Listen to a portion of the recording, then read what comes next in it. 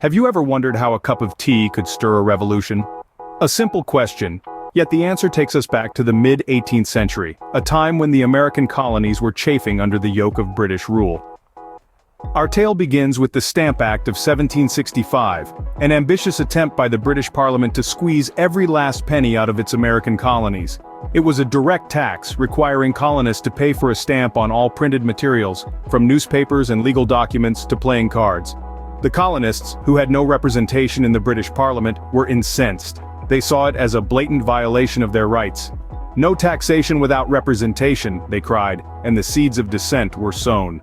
Fast forward to 1767, when the British Parliament passed the Townshend Acts. These new laws imposed taxes on everyday items like glass, lead, paints, paper, and yes, even tea. The colonists' outrage grew. Boycotts spread like wildfire, and the streets of Boston and New York became the stages for heated protests.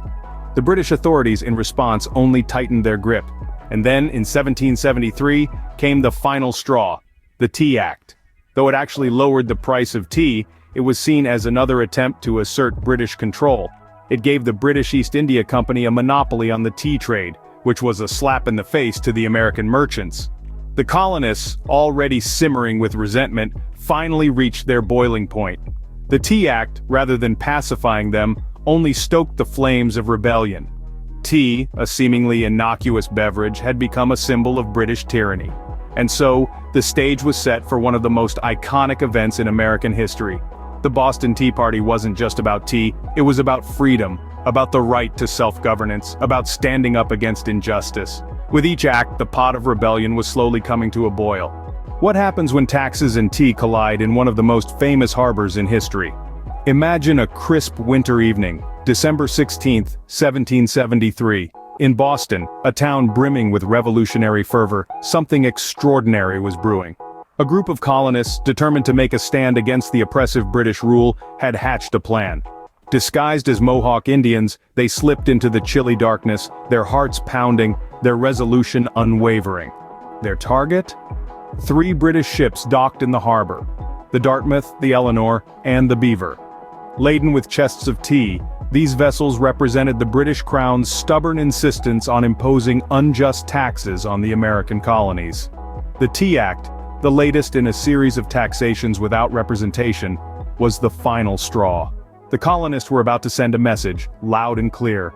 Under the cover of night, these audacious rebels boarded the ships. With firm hands, they hoisted 342 chests of the taxed tea, and one by one, sent them plunging into the icy waters of the Boston harbor. Each splash echoed their defiance, their refusal to bow down to tyranny. As the tea leaves swirled in the water, the harbor transformed into a symbol of resistance. This was no mere act of vandalism, it was a statement, a bold declaration of rebellion. The Boston Tea Party, as it came to be known, was a pivotal moment in the escalating tension between Britain and her American colonies. It marked a turning point, a shift from quiet dissent to open defiance.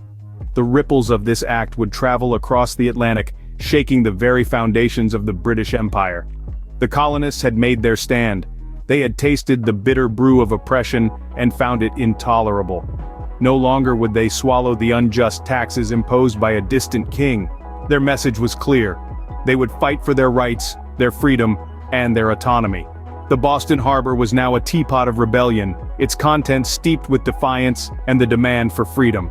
So was this just about tea, or was there something deeper brewing? The aftermath of the Boston Tea Party was a turning point that set the stage for a revolution. The British Crown, ruffled by this audacious act of rebellion, responded with what the colonists termed the Intolerable Acts. These punitive measures, intended to quell the uprising, only served to fan the flames of indignation. The Intolerable Acts closed the Boston harbor, curtailing trade and livelihoods, and placed Massachusetts under direct British control. This heavy-handed response from the British Crown played right into the hands of the revolutionaries. It united the 13 colonies like never before, transforming a scattered protest into a unified front. The Boston Tea Party, far from being a mere protest over tea taxes, became a beacon of resistance. It was a catalyst, a spark that ignited the kindling of revolution. And thus, a cup of tea became a symbol of resistance, sparking a revolution that would change the course of history.